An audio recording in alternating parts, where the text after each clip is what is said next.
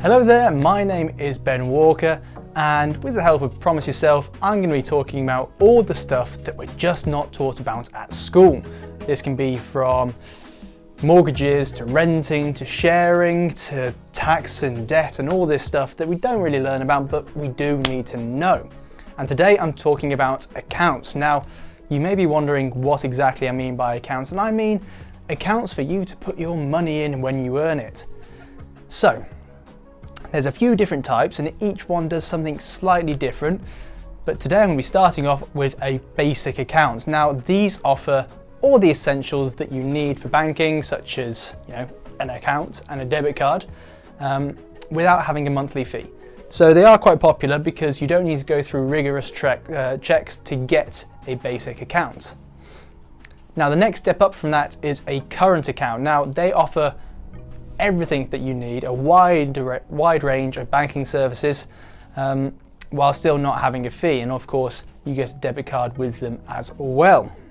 But to get a current account, you need to go through fairly substantial checks. So yeah, they check your credit score, your history, and all of that to make sure that you can qualify. So that's where a basic account comes in, because if you don't qualify for a current account, you can still get a basic account most of the time. Now the next type is packaged accounts. Now this is essentially just a basic current account, so not a basic account, a current account that has some bonuses thrown in. Now depending on what kind of package deal you go with, you get different deals. So for example, you could get things like phone insurance or car insurance, breakdown cover, just basically small little things that your bank will throw in to sweeten the deal. However, they do come at a monthly cost. It's much like a subscription service or any other kind of insurance that you might get. You do have to pay for it. It can be anywhere from £10 a month, and then it can get quite a lot more expensive from there depending on the package. Now the next type is a savings account. These of course are very, very popular because they generally have the best interest rates out of all of the accounts.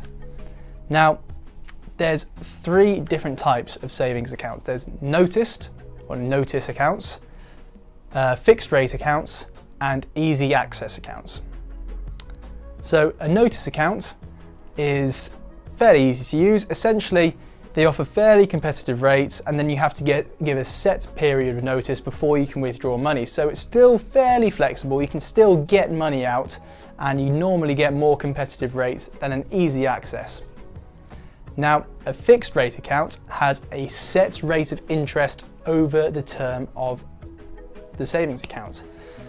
Now, this means that you know exactly how much money you're going to have in there at the end of that term, because you can't actually take money out until the fixed rate savings account matures. So that money is locked away, you can't get at it, but generally they have fairly competitive savings accounts, and it's a guaranteed interest rate in there as well. So there's pros and cons. Yes, you're guaranteed that interest rate for the entire time your money's in there, but you can't get at that money is locked away. Now the final type is easy access. This is money that you can just go in and pull out any time.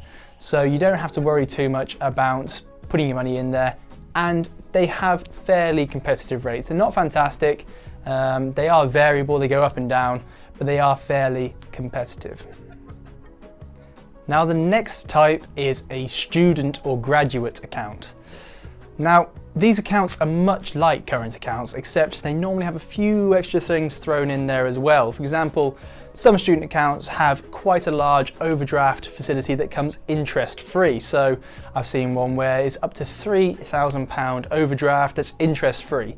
So this means if you go overdrawn on your account up to £3,000, you won't have to pay interest, because even though that technically is a debt, it is something that you have to pay back, you won't get charged interest on it unless you go over that £3,000 overdraft.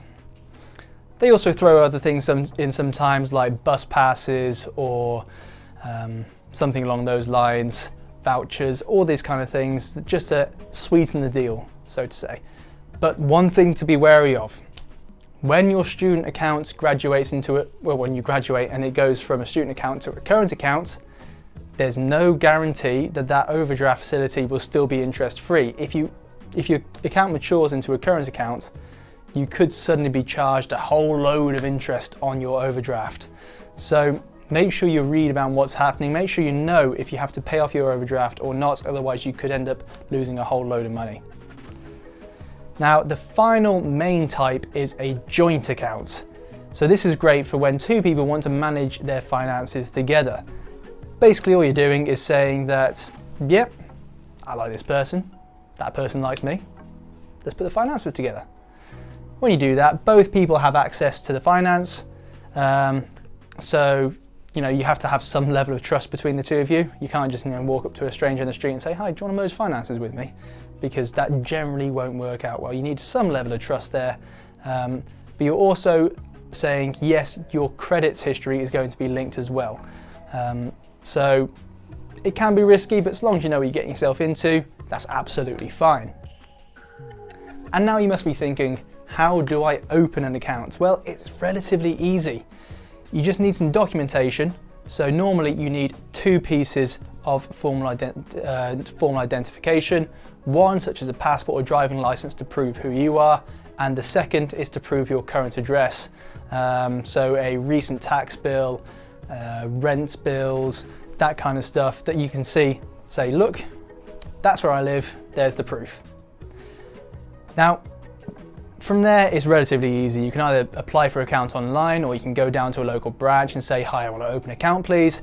It's fairly straightforward, but make sure that you meet the criteria first, because if you go down there and you get rejected, it could reflect badly on you, as it may show up in any credit checks that go into your past. Now, reasons you could get rejected, there's the slightly more simple ones, such as being a bit too young, or if you could have forgotten where you live, so you could have given the wrong proof of address or not enough information to go forward. And sometimes even your credit history can have an impact whether you can open an account or not. So just make sure that you do actually fulfill the requirements to open the account first. Don't just stride on down and say, yes, I want to open it, and expect it to happen easily. It's not always an easy process. Now, if you want to know more about credit scores, go to the credit score section of this guide and you'll be able to read loads about it there. But that's all I've got to say about accounts. Hopefully you've learned something today, and I'll see you guys again soon.